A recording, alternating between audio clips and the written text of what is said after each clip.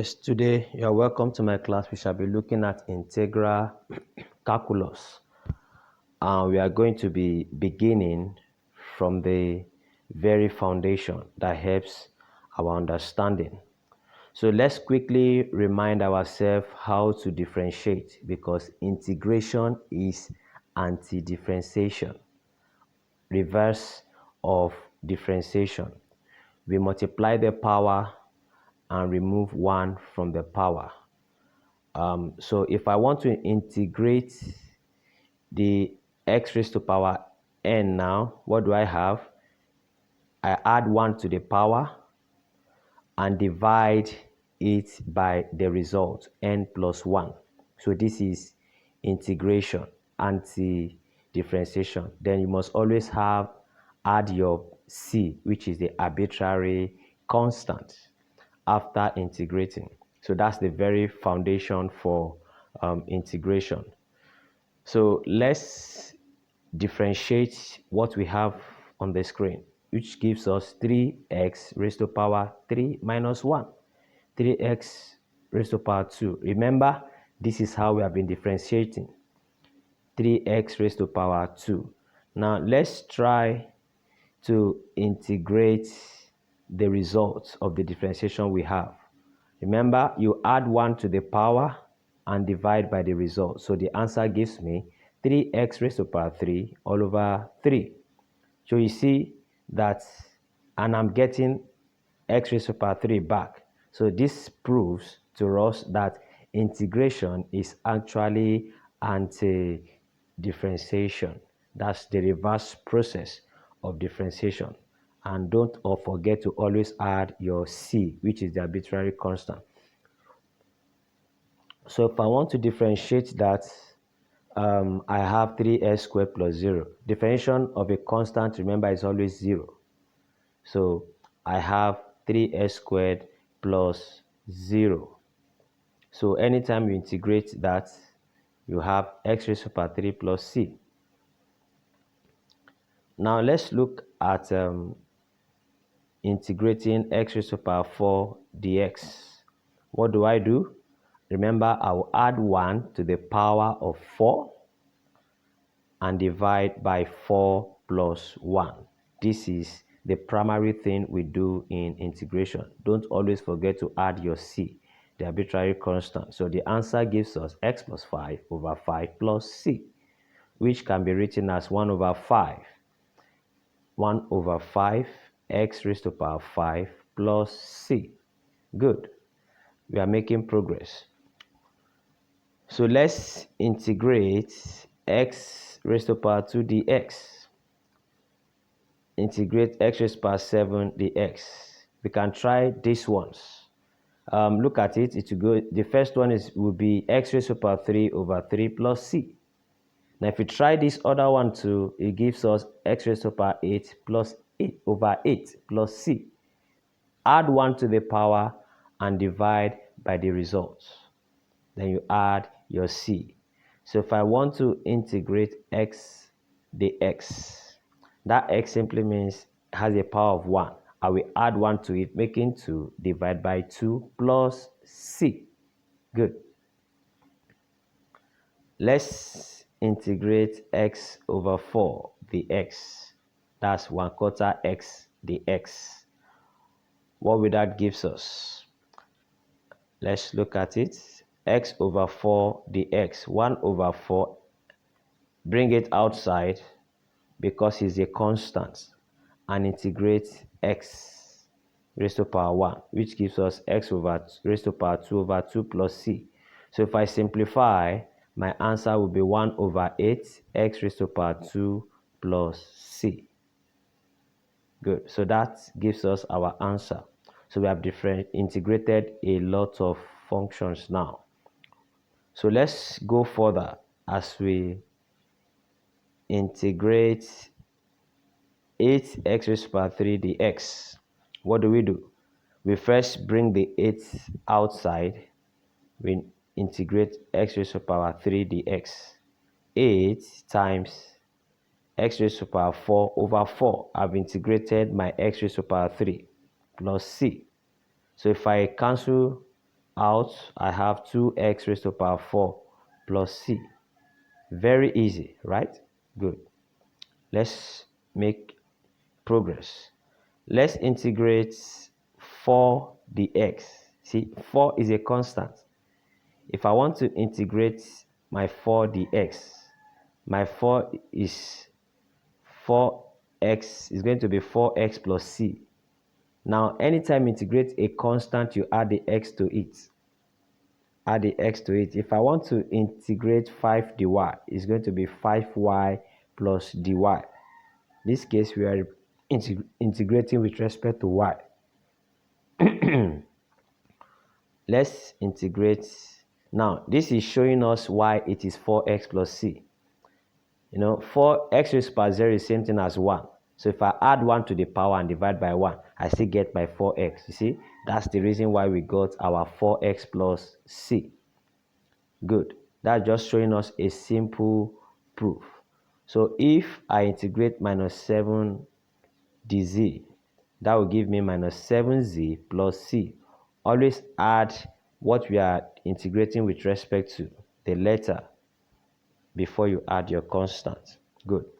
So we are trying to solve a lot of questions.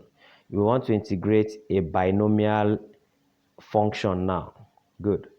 If I integrate them one by one. Each of the components, each of the terms, we integrate them one by one. So if I integrate 7x raised to power 1 to be 7x raised to power 2 over 2 minus 6x, remember, which is a constant. Then don't forget to add your plus c.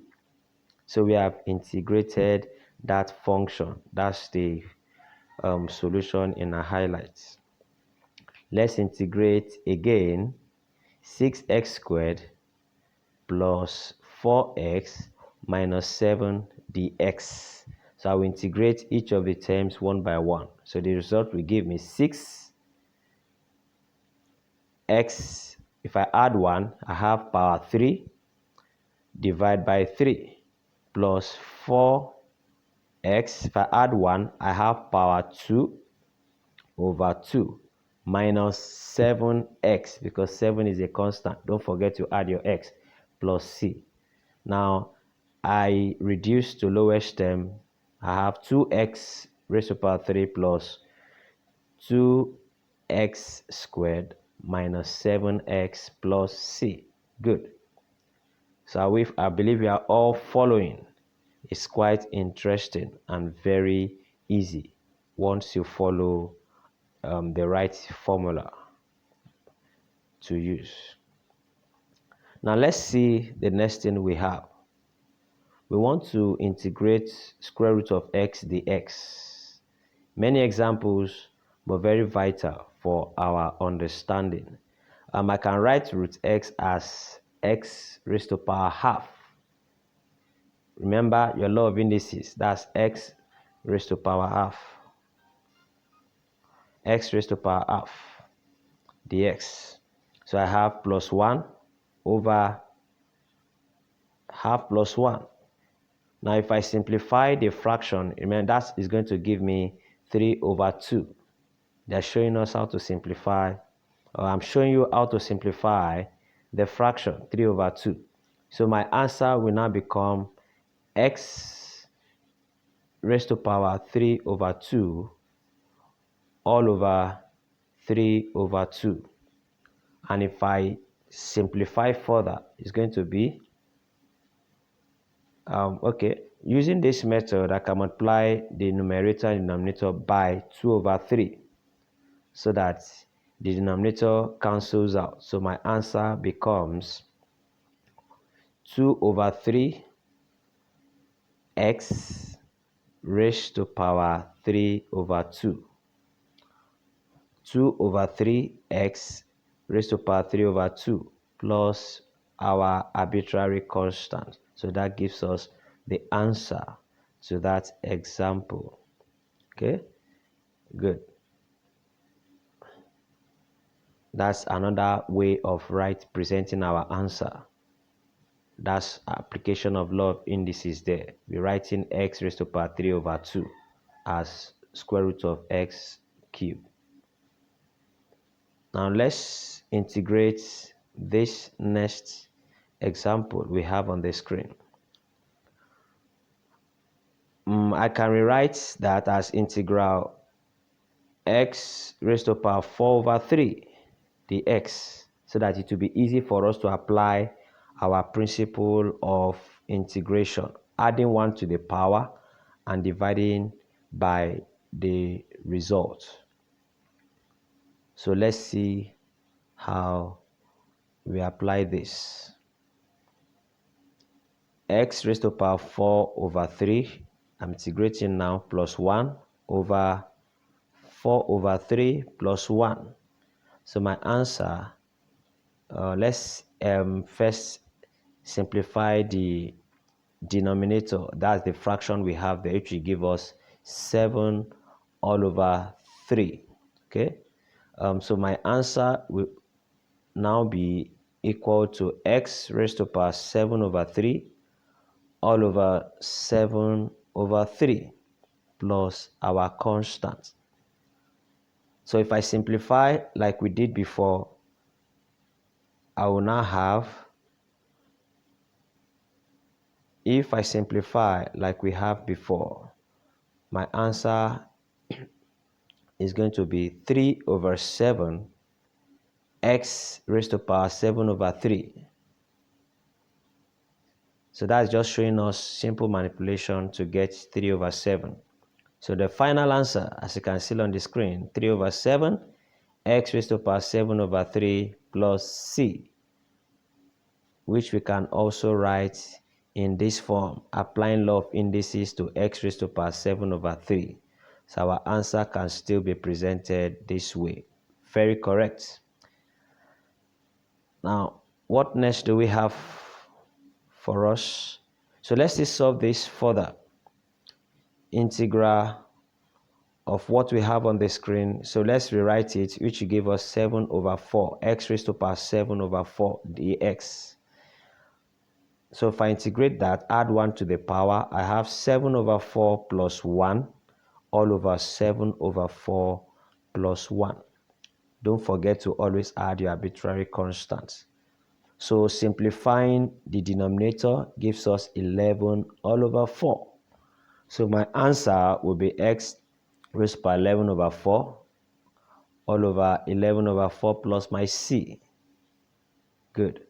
So if I simplify further, my answer is expected to be 4 over 11 x raised to the power 11 over 4 plus our arbitrary constant, which can be written, if I apply law of indices, in root form, plus c. So that gives us the alternative way of presenting our answer. Yeah, we have made some progress in this class today. So let's proceed and let's go further. D over dx sine. Now this is showing us some standard integral for integration. So if I integrate sine x, I have cos x. If I integrate cos x, I have sine x plus c. Don't forget, always add your arbitrary constant. If I differentiate cos x, I will have minus sine x plus c. Then if I integrate minus sine x, I will have cos x, because it is the opposite of differentiation, or reverse of differentiation. So again, if I integrate sine x dx, what do I have?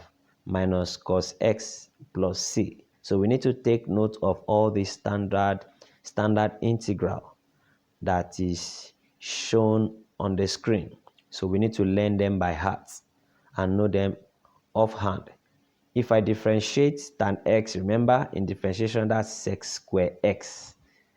Now if I integrate sec square x, now it will give me tan x.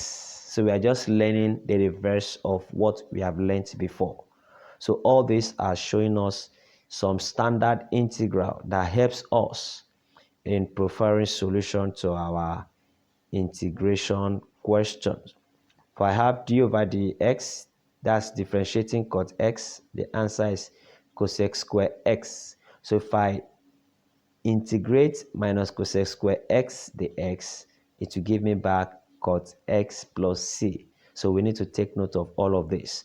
So if I integrate cosec square x, it will give me minus cot x plus c. So these are all standard integral we need to take note of. If I differentiate sec x, the answer will give me sec x tan x. So if I choose to integrate that result, sec x tan x dx is going to give me, don't always forget to add your dx, it will give me sec x.